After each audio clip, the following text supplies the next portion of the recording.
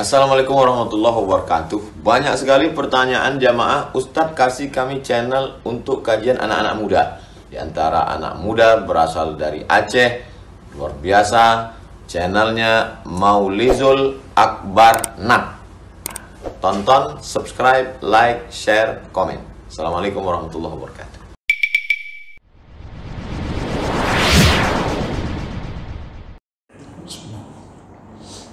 Assalamualaikum warahmatullahi wabarakatuh. Alhamdulillah rabbil alamin. Wa bihi nasta'in ala umuri dunya wad din. Asyhadu an la ilaha illallah wahdahu la syarika lah. Wa asyhadu anna Muhammadan 'abduhu wa rasuluhul karim. Allahumma shalli wa sallim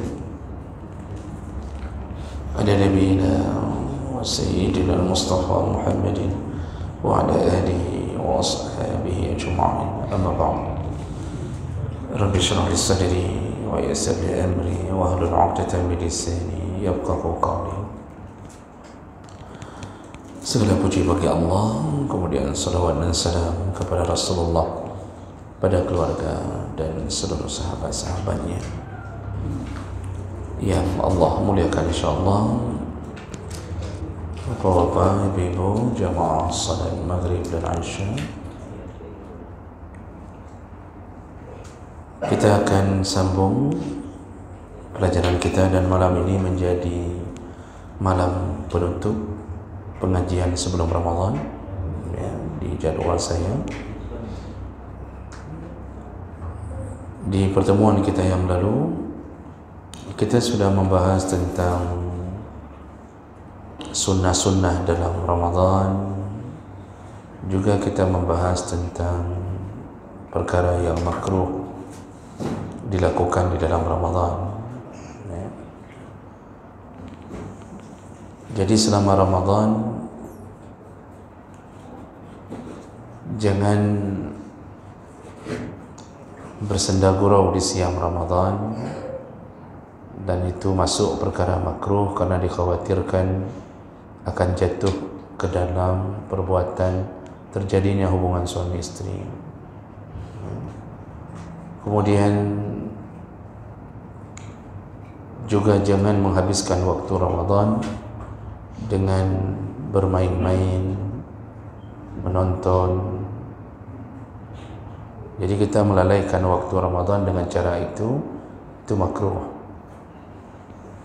Kemudian jangan berusaha menyamankan diri untuk bisa mampu melakukan puasa Ramadan ya. Maksudnya makruh hukumnya kalau mandi terus-terusan, apalagi sampai berendam di dalam bak dari pagi sampai maghrib ya. Nah, kemudian memakai wangi-wangian tertentu supaya bisa nyaman dalam puasa ya. Jadi menyaman-nyamankan diri dalam Ramadan itu makruh. Atau mengurung diri dalam kamar, menghidupkan AC nomor 16 ya, tidur ya, itu sebenarnya perbuatan makruhnya. Jadi kalau Bapak Ibu mendengarkan tidurnya orang puasa ibadah, pertama hadis itu lemah sekali, tidak bisa dijadikan sebagai landasan. Yang kedua, tidur itu baru berpahala apabila kita tidur untuk menghindari maksiat. Nah, misal tiba-tiba kita melihat sesuatu yang menimbulkan syahwat, maka langsung kita bawa tidur supaya melupakannya, itu berpahala. Atau tidur untuk menjadi jembatan beribadah berikutnya. Nah, tidur siang untuk sanggup salat asar, nah, itu tidur itu ibadah. Jadi bukan tidurnya orang puasa dari pagi sampai berbuka lalu jadi ibadah semua. Nah, ini tidak benar. Karena dalam Ramadan itu bukan disuruh tidur, disuruh beramal saleh. Nah, kemudian juga makruh mencicipi makanan ya, mencicip-cicip makanan itu makruh walaupun tidak membatalkan puasa. Makruh juga mengunyah-ngunyah sesuatu walaupun tidak menelannya. Jadi ada butiran kelapa hasil daripada sahur, tiba-tiba keluar di jam 10 pagi. Tidak kita buang-buang, kita kunyah sana, kita pindahkan ke kanan, kita oper ke kiri, lalu kemudian kita masukkan dia ke bahagian lubang gigi. Kita telan dah, cuma kita permain-mainkan dalam mulut. Ini makruh. Sama kayak kita duduk kan, kita kunyah-kunyah rumput. Ada yang model dalam Ramadan kerja kunyah-kunyah pulpen. Makanya kan ujung pulpen yang di belakang tu, pantat pulpen tu tergigit-gigit. Itu model-model kayak gitu dalam Ramadan tak boleh. Tak batal kecuali bapak telan pulpennya baru batal. Cuma makruh mengurangi pahala Ramadan. Nah, kemudian makruh juga menyikat gigi dalam mazhab Syafi'i ba'da zawal, terutama setelah tergelincir matahari. Makruh. Kenapa makruh? Pertama, bisa menimbulkan efek berdarahnya gusi karena sudah terlalu kering. Yang kedua, menyikat gigi itu juga makruh ketika kita malah menghilangkan fadilah bau mulut. Jadi dalam Ramadan itu mulut itu memang baunya disukai Allah. Tidak disukai oleh manusia tapi disukai Allah. Kenapa? Kenapa bisa bau mulut? Karena mesin tidak aktif. Kenapa bisa mesin tidak aktif? Karena tidak makan. Kenapa tidak makan minum? Karena kita puasa. Siapa yang suruh puasa? Allah. Berarti bau mulut itu karena taat. Oleh karena itu bau mulutnya berpahala, bahkan lebih wangi daripada kasturi. Nah, itu maksudnya adalah mulia sekali orang yang bau mulutnya di hari-hari siang Ramadan. Jadi tidak perlu diperbaharui dengan sikat gigi, tidak perlu. Biasa aja udah. Di luar Ramadan ya perlu kita jaga. Kalau di luar Ramadan kita ke musalla, jaga bau mulut. Ya, karena bisa mengganggu orang. Kita baca Al-Fatihah, orang tidak bisa baca Al-Fatihah. Ya, gara-gara bau mulut kita. Nah, begitu juga datang ke masjid, suruh pakai wangi-wangian agar orang merasa nyaman berdiri di samping kita. Jadi bedat mubay baje, mubay badan itu makruh. Tapi dalam Ramadan bau mulut itu malah menjadi sebuah keutamaan di sisi Allah. Karena memang semuanya bau kan. Nah, baik. Itu 5 menit saya ulang dulu apa pelajaran kita di minggu yang lalu. Baik, kita lanjutkan terakhir. Salah satu sunnah dalam Ramadan yaitu melakukan i'tikaf. Maka kita akan bahas sedikit tentang pelajaran bab i'tikaf. Apa itu i'tikaf? I'tikaf itu secara bahasa yaitu al-iqamah ada syai' wal mulazamah lahu, yaitu berdiam diri di satu tempat. Itu disebut i'tikaf secara bahasa. Jadi kalau menurut syarak atau menurut syariat yang disebut i'tikaf adalah al-lubsu fil masjid biniyatin makhsusah, berdiam diri di masjid dengan niat yang sudah tertentu. Jadi di sini baru disebut i'tikaf kalau ada lubsu, berdiam diri, nanti dilakukan di masjid dengan niat yang tertentu. Nah, niat itu macam-macam. Ada yang niat karena dinazarkan, ada yang berniat karena masuknya 10 terakhir Ramadan, ada yang niat memang ingin berdiam diri di masjid sebentar. Nah, seperti ini kan. Nah, jadi semua itu disebut niat yang sudah tertentu. Baik, berikutnya hukum i'tikaf. Jadi i'tikaf itu ada 3 hukum. Yang pertama wajib, ada i'tikaf wajib, ya. Kemudian ada i'tikaf sunnah dan ada i'tikaf sunnah muakkad. Kapan i'tikaf disebut wajib? Berdosa kalau tidak lakukan ketika dinazarkan. Jadi seseorang bernazar, kalau saya mendapatkan ini atau itu maka saya akan i'tikaf di masjid 3 hari misalnya. Itu wajib. Dan dia wajib lakukan di masjid kalau dia menentukan masjid apa. saya akan i'tikaf di Masjidil Haram selama 3 hari. Itu wajib i'tikaf ke Masjidil Haram, tak boleh ke Masjid Nabawi. Makanya sebaiknya orang bernazar mikir-mikir dulu sebelum melepaskan lafaz nazar itu. Ya, bab bernazar lepupu apa, waktu sudah diberi tak sanggup dia lakukan. Itu namanya i'tikaf wajib. Kemudian ada i'tikaf sunnah. I'tikaf sunnah itu kapanpun dibolehkan i'tikaf, disunnahkan i'tikaf. Ya, hari-hari biasa kapanpun ke masjid disunnahkan untuk berniat i'tikaf. Beriktikaf itu bersitan hati di dalam niat i'tikaf, itu sudah disebut niat i'tikaf. Nah, seperti ini kita duduk, Pak. Ini kita disunnahkan berniat i'tikaf.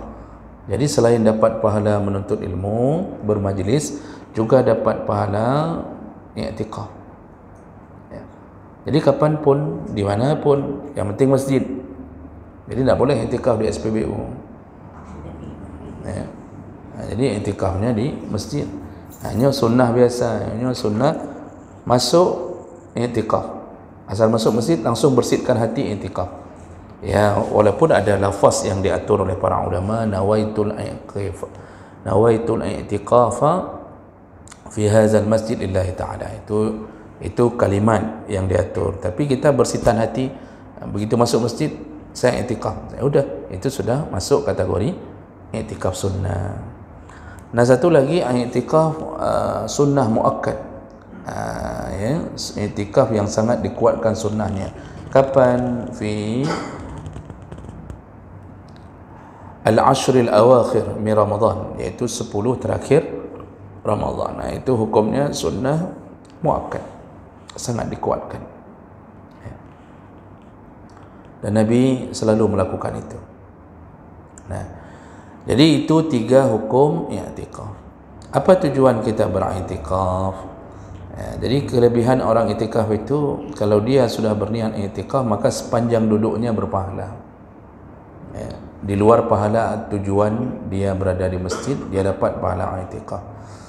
Yang kedua, orang beriktikaf dalam masjid itu membersihkan hati. Jadi kita kalau sudah niat i'tikaf, apalagi misal i'tikaf di 10 terakhir tu, kita termasuklah membersihkan hati, tidak banyak urusan luar yang harus kita pikirkan. Ya. Dan kemudian i'tikaf itu juga bermanfaat untuk menunggu dan mendapatkan Lailatul Qadar. Nah, apakah orang yang dah i'tikaf tidak dapat Lailatul Qadar? Misal kita tak bisa i'tikaf, lalu kita duduk di rumah, beribadah di rumah, kira-kira Lailatul Qadar sampai tak ke rumah? Sampai. Ya, jadi bayar fikir Umar Laila ijak masjid tapi hantar ijak rumah dulu. Itu si Laila yang begitu. Kalau Lailatul Qadar, semua yang menunggu-nunggunya, mencari-carinya, dimanapun dia ibadah dapat Lailatul Qadar. Cuma apa kelebihan orang i'tikaf di 10 terakhir Ramadan? Dia dapat pahala beriktikaf 1000 bulan. Kita yang tak i'tikaf tak dapat pahala itu. Dan Lailatul Qadar itu terjadinya bukan sekilas, bukan bersitan. Nah, dia terjadi mulai dari terbenam matahari maghrib, ya, hatta tulu'ul fajr, sampai terbitnya fajar. Ya. Jadi siapapun yang malam itu, seandainya malam Lailatul Qadar, dia solat maghrib berjamaah, lalu dia pulang sebentar berbuka puasa dengan sempurna, lalu dia balik lagi ke masjid solat isya berjamaah, lalu solat tarawih, lalu kemudian dia baca Quran di antara maghrib dan isya juga boleh. Nah, dia ibadah, nanti jam 3 dia bangun, jam 4 salat tahajud, dia baca Quran lagi. Nah, ini semuanya proses mendapatkan Lailatul Qadar. Ya. Oh, yang beriktikaf dapat pahala tambahan, iaitu dapat pahala iktikaf. Dan semua poin-poin itu dicatat seperti beribadah 1000 bulan. Jadi kalau kita solat maghrib malam itu, kita dihitung seperti solat maghrib 1000 bulan, 83 tahun. Pahalanya dahsyat Pak itu. Ya, cuma orang tak percaya kerana tak nampak. Tapi kalau gebiar BCA, berlomba-lomba dapat 1 tong rice cooker. Itu berlomba-lomba itu. Ketika akhirat beribadah seperti 83 tahun 4 bulan, itu tak ada yang kejar.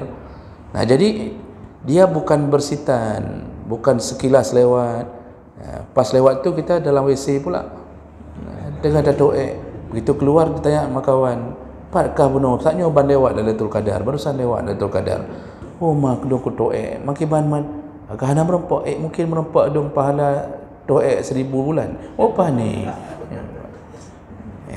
Mana ada pahala 1000 bulan, Pak. Jadi jangan fikir bahawa dia sekilas senang. Maka beribadah di 10 terakhir tu, Pak. Itu dikencangkan ibadahnya. Ini enggak, loyonya di 10 terakhir.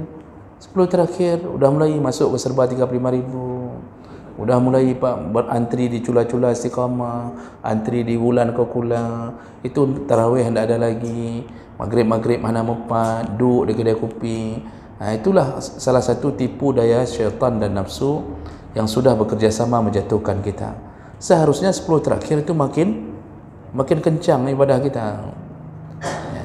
Jadi orang yang tidak mau mengejar itu kayak gitu hidupnya, Pak. Makin 10 terakhir makin lembek. Dulu nampak di masjid, maka coba lihat, Pak. Malam pertama tu ada rencana panitia masjid meluaskan menasah. Ini orang kaji dah peluah menasah. Ini udah boleh kita tambah, kita beli tanah tu, tanah wakaf samping itu kita beli aja. Malam pertama sampai malam kelima ada rencana. Begitu malam ke-6 panitia mengatakan enggak usah lagi lah. Tidak ada orang lagi. Malam ke-10 dah rencana jual menasah, tidak ada orang lagi. Ini menasah juga pula. Urung di. Jadi model kayak gitu, Pak. Jadi lemah sekali kita ini merindukan surga, lemah sekali. Dia kan segala sesuatu itu kalau pialanya atau hadiahnya besar, makin ke depan, makin ke belakang itu kan makin dahsyat. Makanya kan mengkerucut dia. Klasemen ini misal makin besar pertama, terus mengkerucut sampai finalnya cuma 2. Itu habis-habisan itu final itu. Kenapa? Piala besar sekali. Begitu semangat dalam Ramadan. Jadi jemaah melakukan Allah Subhanahu wa taala beriktikaf, salah satu kelebihannya untuk mendapatkan Lailatul Qadar di 10 terakhir Ramadan. Baik, kemudian syarat sahnya iktikaf. Jadi syarat sahnya iktikaf itu yang pertama al-Islam, iaitu orang Islam. Otomatis orang kafir tidak sah walaupun dia niat iktikaf, tidak sah. Yang kedua al-aqlu, tamyiz, berakal. Ini maksudnya bukan orang gila. Jadi orang gila kalau iktikaf tidak sah. Cuma sayangnya hari ini banyak yang iktikaf orang gila, yang sehat-sehat di kedai kopi. Dan kemudian kaunuhu fil masjid, iktikaf itu baru sah kalau dilakukan di masjid. Nah, ini perlu dipahami dengan baik. Iktikaf itu baru sah dilakukan di masjid. Namun jumhur ulama mengatakan kalau disuruh pilih iktikaf di masjid biasa atau masjid yang ada Jumatnya, maka lebih utama melakukannya di masjid yang ada Jumatnya. Jadi bukan bermakna tidak sah di masjid biasa. Nah, ada orang yang mengatakan bahawa tidak sah iktikaf di menasah. Jadi di sini tidak sah iktikaf karena menasah. Ini namanya bukan masjid lancang garam, menasah lancang garam. Ada orang mengatakan tidak sah. Kalau iktikaf tidak sah di menasah, maka tahiyat masjid juga tidak sah di menasah. Tadi bapak datang sini ada tahiyat. Yang bapak niat apa? Tahiyat menasah apa tahiyat masjid? Ya sudah. Berarti yang nejaknya masjid. Ini masjid. Apa definisi masjid? Sebuah bangunan yang sudah diwakafkan, dibuka untuk umum, di dalamnya dilakukan salat 5 waktu. Itu sudah disebut masjid. Jadi jangan kira masjid itu yang ada kubahnya. Masa Nabi mana ada kubah masjid? Nabi cuma pakai tiang-tiang kurma, batang-batang kurma, lalu di atasnya ditutup dengan pelepah-pelepah kurma. Kita hari ini melihat masjid seakan-akan masjid itu yang ada kubah, yang ada menara. Lalu kita merubah-rubah nama masjid menjadi menasa, langgar, surau. Lalu hari ini kita buat hukum di atas nama yang sudah kita kasih. Jadi kita anggap menasah itu bukan masjid. Atas nama tadi bangunan sudah diwakafkan, dibuka untuk umum, ada salat 5 waktu, itu sudah masjid. Ini masjid bukan masjid. Berarti kalau begitu jangan niat tahiyatul menasah, tahiyat masjid. Bolehkah iktikaf di sini? Boleh. Cuma kalau disuruh pilih mana lebih utama, masjid ini atau masjid yang ada Jumaat, lebih utama masjid yang ada Jumaat kalau iktikaf. Jadi hanya bicara tentang lebih utama. Tapi kalau masjid yang ada Jumaat, Pak, misal penuh orang, akhirnya kita di kampung membuat sebuah kesempatannya dah iktikaf dan di menasah, sah. Misal penuh orang, tak muat lagi sana, kita iktikaf di sini, boleh. Jadi tak pulang-pulang di sini tidur segala macam, boleh. Cuma kekurangannya apa? Tak dapat nasi sahur. Itu aja kekurangannya. Kalau di masjid cukup ramai orang tumbang-tumbang, Pak. Menasah, kasih nasi sahur, nasi berbuka. Menasah ada tahu-tahu, Pak. Kita lihat di celeng tu, yang bacut tangannya. Dengar-dengar malah Hanabu bongkar celeng masjid. Jadi itu aja kekurangannya. Dan kemudian syarat berikutnya, jadi di masjid. Jadi kalau tak cukup syarat jadi masjid, tak boleh iktikaf di situ. Makanya tadi saya bilang, tak sah iktikaf di musalla SPBU, itu bukan masjid. Tak sah iktikaf di musalla Suzuya, itu bukan masjid. Tak ada salat 5 waktu di dalamnya. Jadi masjid di musalla-musalla kantor itu bukan masjid. Tapi kalau sudah kayak gini, ini dah masjid ni. Berikutnya syarat sah iktikaf an-niyah, wajib berniat. Itu semua ibadah wajib niat. Innamal a'malu binniyat. Cuma niat itu bersihkan hati. Tak mesti dilafazkan dengan kalimat tertentu. Cuma para ulama membuat lafaz agar orang awam mudah berniat. Asal masuk saja, Pak, begitu buka pintu itu bersih di hati, saya iktikaf, sudah. Itu sudah masuk kategori berniat untuk iktikaf. Kemudian berikutnya at-taharatu minal janabati wal haid wan nifas. Iktikaf itu baru sah kalau suci dari hadas besar. Hadas besar itu junub, haid, nifas. Jadi dia disyaratkan hanya boleh bagi yang suci dari hadas besar. Kalau begitu tidak disyaratkan untuk suci dari hadas kecil. Jadi kalau tidak ada wuduk, iktikaf di masjid udah kentut. Kan Bapak kadang-kadang iktikaf di masjid kan selama Ramadan 10 terakhir kentut. Wajibkah langsung berwuduk untuk bisa masuk? Tidak, karena hadas kecil tidak disyaratkan. Dia syaratnya untuk solat, bukan untuk iktikaf. Tapi kalau hadas besar tidak boleh iktikaf. Kalau sudah berjunub dalam masjid, itu wajib segera keluar mandi dulu, kemudian baru boleh balik dan berdiam lagi dalam masjid. Tak boleh berdiam diri dalam masjid kalau berjunub. Orang perempuan boleh tak iktikaf dalam masjid? Boleh. Isteri-isteri Nabi juga beriktikaf. Cuma kalau orang perempuan haid, sedang iktikaf di masjid, tiba-tiba keluar haid, itu wajib keluar dari masjid. Jadi dengan begitu tak boleh lagi iktikaf. Nah, ini pandangan jumhur ulama. Jadi kayak mana kami yang haid-haid ni tak bisa sambung lagi iktikaf? Ibadah di rumah, ibadahnya jangan sesuatu yang dilarang. Jadi ganti baca Quran tak bisa dalam pandangan jumhur ulama, menyentuh, membawa. Kalau begitu ganti dengan zikir, ucapkan istighfar, salawat, macam-macam, baca buku-buku tafsir. Nah, itu pahalanya juga besar. Dia juga dapat pahala Lailatul Qadar, karena Lailatul Qadar juga bisa didapatkan oleh orang yang haid dengan ibadah-ibadah yang mungkin dia lakukan. Jadi zikir, misal malam bangun zikir, karena salat tak bisa, itu dapat juga. Jadi tidak ada larangan orang haid tak dapat Lailatul Qadar, tak ada. Baik, kemudian iznuz zaujah li zaujatihi. Nah, syarat berikutnya, kalau perempuan yang mau iktikaf, syaratnya izin suami. Tak sah, tak sah dan tidak boleh, malah menjadi dosa kalau perempuan iktikaf tanpa izin suami. Bagi yang bersuami, ya iyalah, bagi yang bersuami lah, Pak. Kalau tak ada suami, kayak mana minta izin suami? Minta izin sama suami orang? Anda. Jadi yang punya suami minta izin, yang tak punya maka dia tak perlu minta izin. Ya. Wajib minta izin sama orang tua? Tak. Selama dia sudah dewasa, dia boleh menentukan. Mana dalil perempuan boleh i'tikaf? Isteri-isteri Nabi, kata Aisyah, itu beriktikaf, ya, mengikuti Nabi.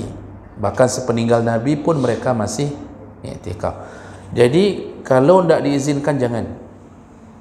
Ada suami kadang-kadang, Pak, karena istrinya sudah minta tiap malam untuk i'tikaf, bang bolehlah, bang bolehlah. Akhirnya suami nyaut, tapi nyautnya dengan keadaan muka masam, Qur'an. Kata suami, oh kajak aja, oh kajak aja. Nah, itu kalau sudah begitu, jek, kau betul, baik je. Kalau sudah begitu jangan pergi. Bapak kasih tahu sama isteri, munyo muka dong kamu Qur'an baik aja. Ya, bapak kasih tahu sama isteri. Kadang-kadang ada isteri pengin ikut-ikut ini, Pak, sama sesama besti-besti, kan, telepon besti, Ki ada i'tikaf Ki, aku pergi juga ya. Kalau Ki pergi, aku pergi. Kayak mana suami Ki? Suami aku kasih. Suami Ki, aku tak tahu, suami aku paling sikit orangnya misalnya. Jangan besti-besti, Pak, ya. Ja i'tikaf, tak ada izin suami, pergi terus keluar dari jendela diam-diam, Kak i'tikaf, Pak. Itu bangai, tak sah i'tikafnya. Keluar rumah aja wajib izin, puasa sunnah aja wajib izin. I'tikaf tak boleh, tak ada izin suami. Taat pada suami lebih utama daripada i'tikaf yang sunnah. Ibu-ibu itu perlu dikasih tahu, Pak, isteri-isteri, mereka masuk surga itu di bawah kaki suami. Walaupun kaki suami cebukam, bisa masuk surga. Kekuatan perempuan masuk surga itu di tangan suaminya. Makanya amalan-amalan sunnah tidak ada izin suami, tidak boleh, karena suami menjadi penyebab dia masuk surga. Nah, begitu juga i'tikaf. Karena begini juga, ada yang udah capek, dia bilang tak boleh, tak boleh, tak boleh, capek, akhirnya ya disuruh pergi juga, kan? Disuruh pergi juga, tapi dalam keadaan sakit hati. Juga itu waspada kalau isteri tiba-tiba nekat i'tikaf, suaminya di rumah, tak ada yang masak sahur, isteri makan sahur punya masjid, nasi sahur masjid, suami di rumah tak ada yang masakin, itu malah menjadi dosa baru. Pulang-pulang tak ada lagi suami di rumah, sudah i'tikaf di rumah yang lain. Jadi suami hai gede cik i'tikaf di rumah lain. Ya, jadi itu syarat isteri baru boleh i'tikaf dengan izin suami. Ditambah boleh i'tikafnya perempuan kalau bisa menghindari fitnah di masjid. Jadi tidak boleh i'tikaf kalau menimbulkan fitnah. Timbul fitnah, asalnya tidak terjaga, terjadi percampuran, itu tidak boleh, harus terjaga dari fitnah. Baik, nah dari semua syarat-syarat tadi, Pak, kita kan tidak dapat bahasa baligh. Jadi baligh bukan syarat sah i'tikaf. Kalau begitu anak-anak yang kita bawa belum baligh, itu sah i'tikafnya selama umurnya mumayyiz, tamyiz. Mumayyiz itu, Pak, belum baligh tapi dia sudah faham. Sudah faham ini tidak bagus, ini bagus, dia ada faham. Salat sudah bisa, cuma belum baligh. Itu boleh bawa i'tikaf. Boleh bawa i'tikaf dan sah, karena tidak disebutkan baligh sebagai syarat sah. Cuma kalau anak-anak kita bawa ke masjid waktu i'tikaf atau kapanpun, itu kalau model anak-anak belum memayyiz, itu kita harus jaga ekstra, Pak. Itu jaga ekstra, jangan sampai menyinggung orang. Ini i'tikaf di masjid, anak kita muwid kena, diwid kini, diloncatnya ibu-ibu yang lagi tidur, Pak, diloncat di atas kepala ibu-ibu. Itu ibu-ibu siap malam besok semua bawa parang. Anak so, anak so. Itu harus kita jaga. Dan itu orang tua yang memegang peranan. Jangan tunggu dicaci orang. Kadang-kadang ada yang tak faham-faham, dicaci orang nanti ribut. Anak sendiri tidak dijaganya, tapi ditunggu caci orang. Begitu caci orang nanti dia bilang, "Purusankah anak-anak care, mana ada care? Purusan." Ada ribut. Tadi anak sendiri tak jaga. Maka i'tikaf bawa anak-anak boleh, syaratnya jaga. Oh, anak kita tipe pasukan Bodrek misalnya, Pak. Tak bisa kita jaga, cukup batat tunggang lom, Pak. Mungkin kayak kita waktu kecil, kayak bapaknya, mamaknya sering bilang, "Ikah kena Jaga ayah ke dia. Mungkin mamaknya sering bilang begitu kan. Kalau model-model bawa anak begitu, sekaligus bawa dengan rantai, bawa dengan pengikat di dinding, dengan tandau demi. Jadi jangan biarkan dia pecahin HP orang, dia injak semua kacamata orang. Itu kita wajib ganti, Pak. Kalau anak kita nginjak kacamata orang, itu wajib ganti. Jadi jangan pura-pura, aduh, ini anak-anak, mohon maaf ya Pak, ini anak-anak dia tak tahu apa-apa. Betul, dia tak tahu apa-apa. Bapaknya tahu apa-apa. Bapaknya wajib bayar. Jangan pura-pura, ya adik tak boleh lagi ya, dipukulnya anaknya. Bayar tak? Pukul anak aja. Ya hanjut. Begitu pecah HP orang, tanya berapa Pak HP? Ini model, ini 16 juta. Disitulah kita trauma kita beranak. Itu dibilang 16 juta HP kapal lo. Jadi kacamata Pak berapa? Gagangnya aja 3 juta, kacanya kaca 4 juta. Makanya jaga. Ya, jadi i'tikaf boleh, enggak disyaratkan balik, tapi mumayyiz. Berikutnya. Ni kita kejar waktu ni, Pak. Berikutnya, apa saja adab-adab ketika i'tikaf? Ketika kita sudah niat i'tikaf dalam Ramadan, lebih kuat suruhannya.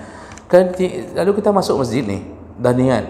Dan kalau yang nazar, yang wajib itu tak boleh keluar-keluar. Kalau yang sunnah, kalau keluar masuk perbaharui niat. Kecuali keluarnya dibutuhkan seperti kamar mandi. Itu tak perlu dia wajib memperbaharui niat. Tapi kalau keluarnya bukan alasan yang syar'i, yang uzur, maka keluar duduk saja di depan Pak untuk merokok. Ni kalau sudah niat i'tikaf malam Ramadan, duduk keluar untuk merokok misal, itu batal i'tikaf ini. Masuk harus niat kembali. Kalau tidak niat lagi, tidak dapat lagi ni proses i'tikaf ni. Maka niat itu sangat penting. Kalau puasa wajib, malah batal i'tikafnya, harus ulang lagi.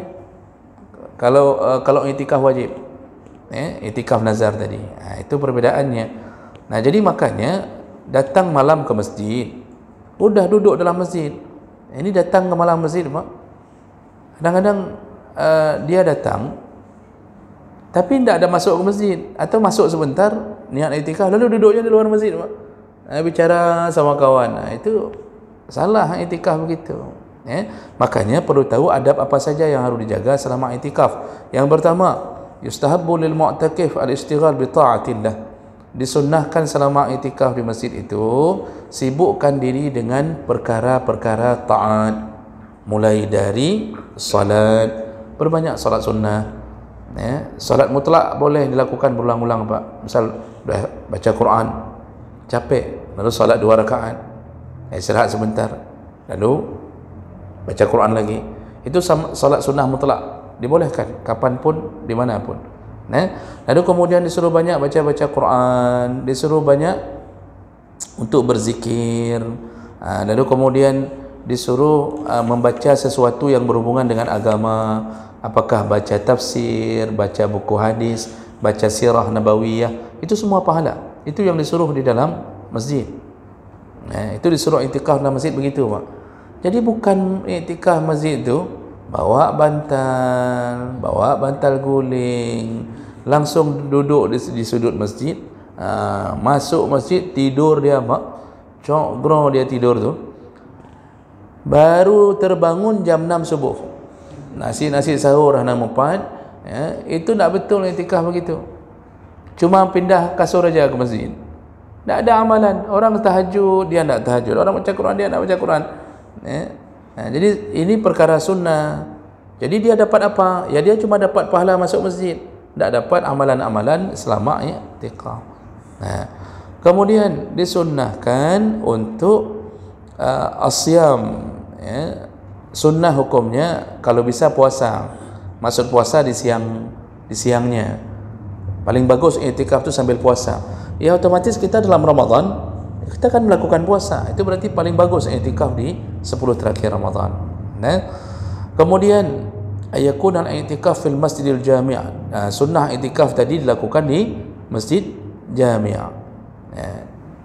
Masjid jami' itu bukan masjid jami' kita ni.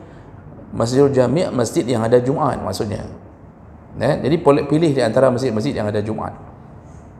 Nah, ini sunnah. Kan disebut tadi di semua masjid boleh, tapi masjid yang ada Jumaat lebih utama untuk dijadikan tempat i'tikaf. Kemudian alla yatakallam illa li khair. Selama di dalam masjid itu jangan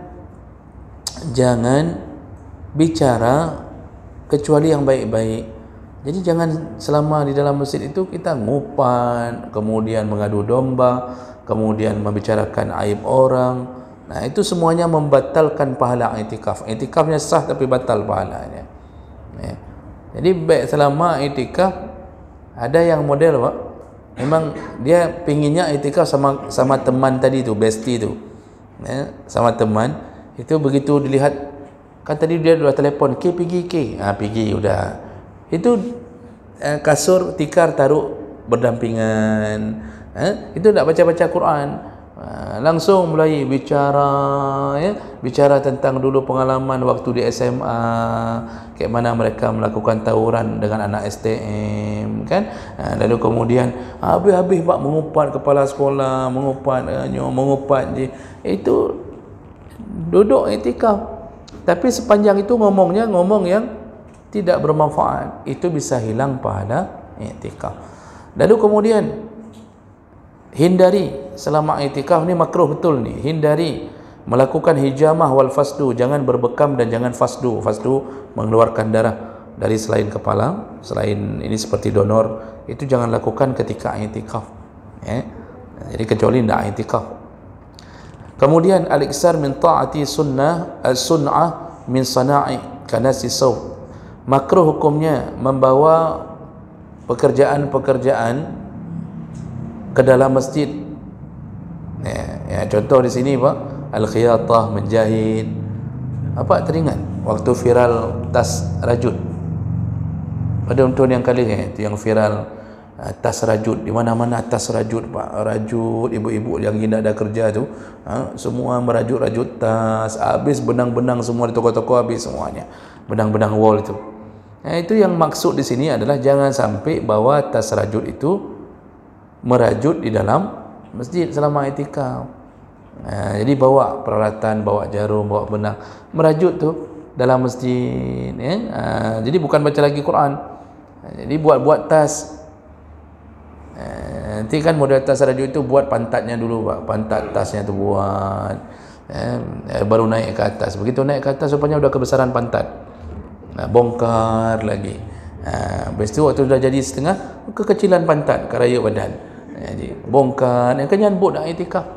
Nanti tanya orang, kayak mana i'tikaf? Alhamdulillah sudah 3 tas siap selama i'tikaf.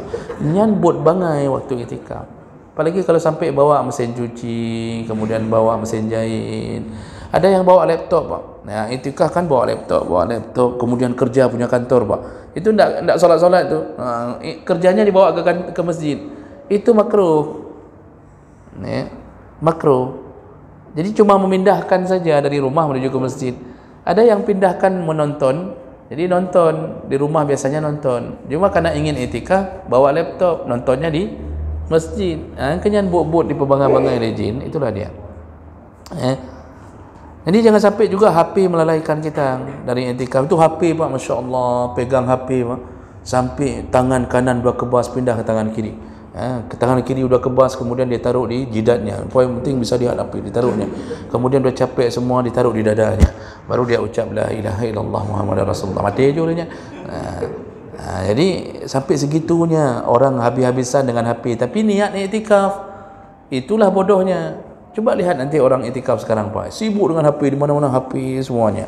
Ada yang ketawa sendiri, ada yang senyum sendiri, ada yang menangis-nangis sendiri. Ada yang menonton drama Korea, drakor Pak, dalam masjid i'tikaf. Kadang-kadang saya bingung, orang i'tikaf ni paham ilmu apa enggak? Itu perbuatan makruh. Lalu kemudian makruh juga al-bai' wa syira', melakukan jual beli. Jadi kayak i'tikaf Pak, bawa brosur. Biasa ibu-ibu ada yang bawa brosur, lalu dia makan, ini ada kuih untuk Ramadan, kalau nastar tu sekilo 250.000. Dia i'tikaf tapi nawarin barang kan, apalagi menjelang hari raya. tawarin baju ini, baju itu, butikiu, alai pupu kadi pun yo ba. Kau pu butikiu terbal 25,000 meruah itu apa. Nah, tapi dia menawarkan jual beli dalam masjid itu tidak boleh. Masjid bukan untuk jual beli. Maka tidak boleh jual beli dalam masjid.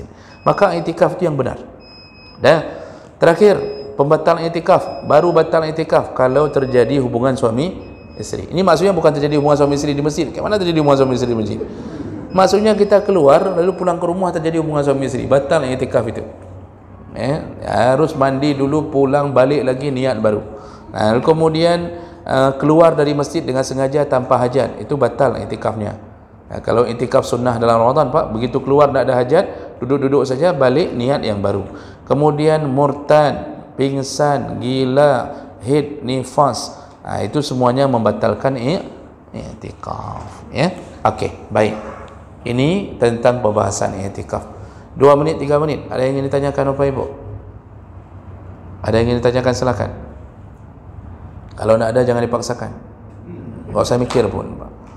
Kalau tak ada jangan mikir pun. Tidak ada ya.